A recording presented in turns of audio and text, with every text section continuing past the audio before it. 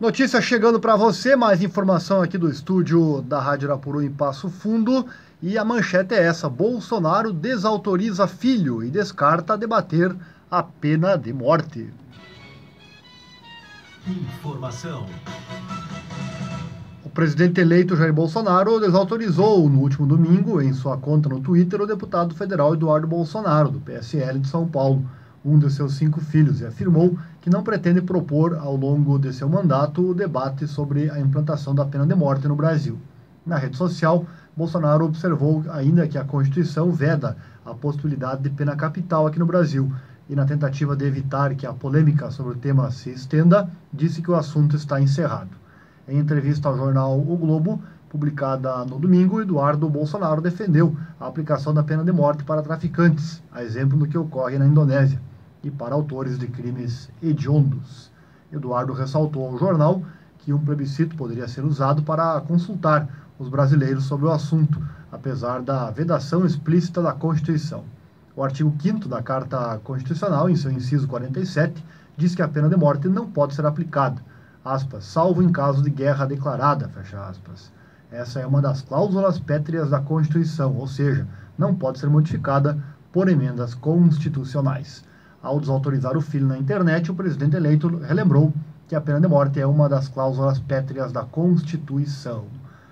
Eduardo Bolsonaro reconheceu na entrevista que a pena de morte não é passível de alteração por emenda à Constituição, mas disse que, na opinião dele, autores de crimes hediondos, como homicídio, latrocínio e estupro, poderiam ser enquadrados como exceção à regra. Aspas, eu sei que é uma cláusula pétrea da Constituição, artigo 5º, etc., porém, existem exceções. Uma é para o desertor, em caso de guerra.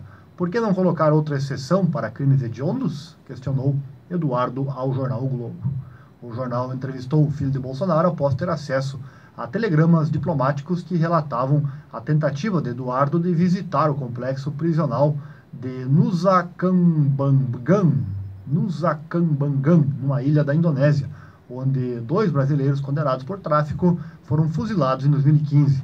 A mensagem enviada ao Itamaraty pelo embaixador Rubem Correia Barbosa descreveu que o parlamentar do PSL ficou impressionado com a disciplina vigente no presídio de Tangerang, na região metropolitana de Jakarta, capital da Indonésia.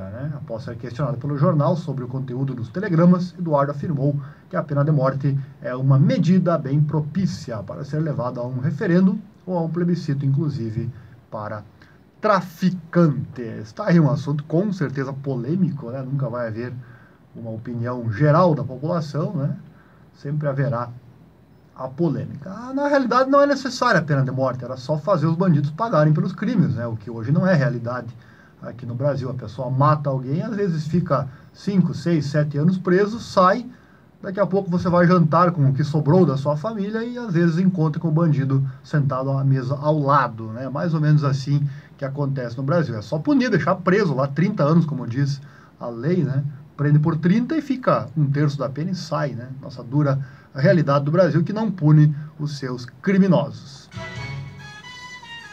Informação.